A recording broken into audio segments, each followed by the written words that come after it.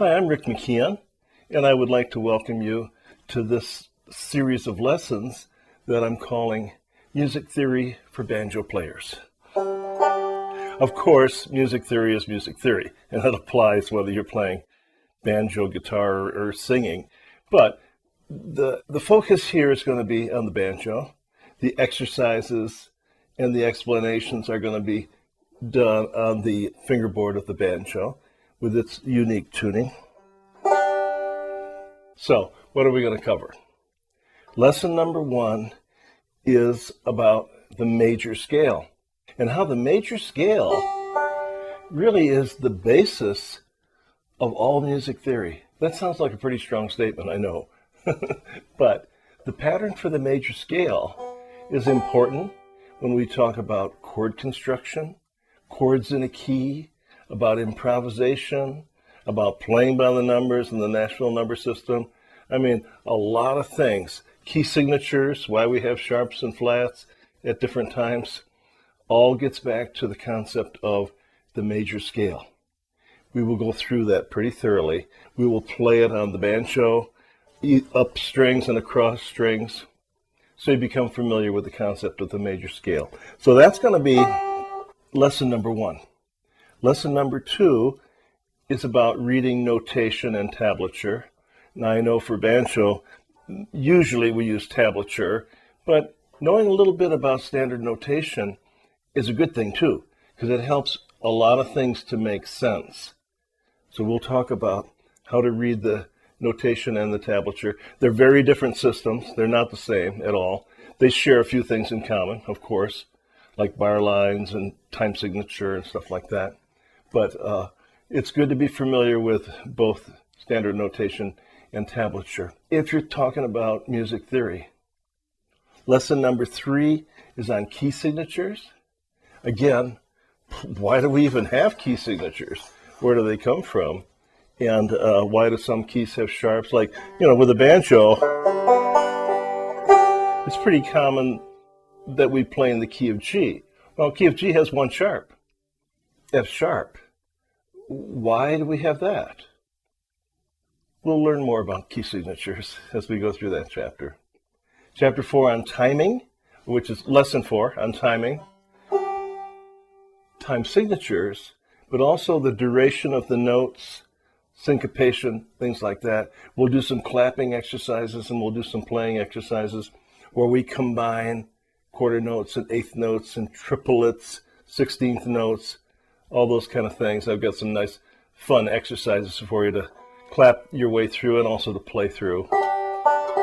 So that's timing. And of course, solid timing, rock solid timing, is the foundation of music, making it sound like music. As I always say, you can learn to play all kinds of notes and you can play them really fast. But if the timing is not good, it will never sound like music. But if your timing is solid, it's going to sound like music. It's going to be musical, even if you make a few mistakes here and there. Nobody cares about that, as long as the timing is good. So we'll talk about timing and what that means. Musical intervals. Musical intervals, the distance between two notes. We'll talk about ascending and descending intervals, and we'll measure those intervals just like we're using a ruler to measure the distance between them. A musical interval has a first and a last name. The last name is just a number. You count from one note to the other. That's the easy part. The more interesting part is the first name, which could be major or minor, diminished, augmented, perfect. And we'll see how we figure out what the first name really is based on the actual distance between those notes in terms of whole steps and half steps. So musical intervals, that's going to be fun. And I'm going to give you a bunch of common songs to hear musical intervals, both ascending and descending. Lesson 6 is on chord construction, difference between a major chord, minor chord, seventh, major seventh, and so forth. Again, based off the notes of the major scale that names that chord, we may flat the third, we may add a seventh or a flatted seventh, so we'll talk about chord construction, and even extensions beyond that, beyond the first octave. What's a 9th, 11th, or 13th chord? What's a sharp 5? Where's that come from? what does that sound like is just as important. So we'll do quite a bit with chord construction in Lesson 6. Lesson 7, chords in a key. Now you may have heard that in any given key, the 1, 4, and 5 chord are major, the 2, 3, and 6 are minor, and the 7 is a diminished chord. We'll take, like the key of C, a simple one with no sharps or flats, and actually make a chord based on each of the scale degrees or each of the notes in the C scale and see what they turn out to be.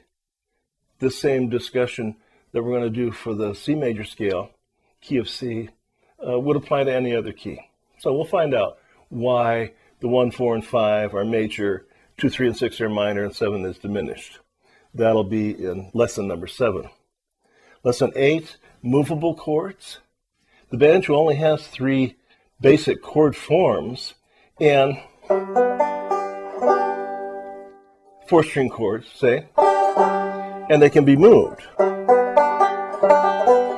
So for instance, right now I'm making an F form, which has its root on the 4th string under your ring finger, and I happen to be at the 5th fret, which is a G note, so this is a G chord. If I move him up a whole step or 2 half steps, that's an A, because A is a whole step above G. So if you have a movable chord, whether it's major, minor, 7th, whatever it happens to be, and you're fretting the strings, you move it to a new position, it's still a chord. It's still that same kind of chord, except it has a different name. So we'll talk about movable chords. Lesson number 9, we're going to talk about the Nashville number system. This relates to movable chords too, and it relates to the number of the chord. You know, a Nashville chart just has some numbers on it. They don't have the chord names, you know, like A minor, C, F, whatever. But the numbers aren't going to change just because you change to a different key. So we're going to play by the numbers. And if I'm making, say for instance, this form, a G chord, which is the F form with the root on the 4th string at the 5th fret. If that's the 1 chord, where's the root of the 4 chord? Where's the 5 chord? Where's the minor 2? Can you play a whole song and know where the chords are just based off of one spot? I call it the home place, home position. And if you have to change to a different key or even modulate keys in that song, it's very easy to do. So now this chart, a Nashville number system chart, can be used in any key. Same chart can be used for any key for that song. So this is an interesting discussion too. Nashville number system. Typically they use the regular numbers that you see every day as opposed to Roman numerals. And we'll talk about that and how to read those charts. And then lesson number 10 is going to be about minor scales and modes. We don't talk about minor scales that much, but it's important to understand what a relative minor or natural minor is for any given major. So for every major key, there's a relative minor, natural minor, based off the 6th scale degree. Many times they refer to it like that. And they have the same key signature, which means they have the same notes. Relative minor, harmonic minor, melodic minor, and then also we'll talk some about modes and how to play these modes and when you would use modes.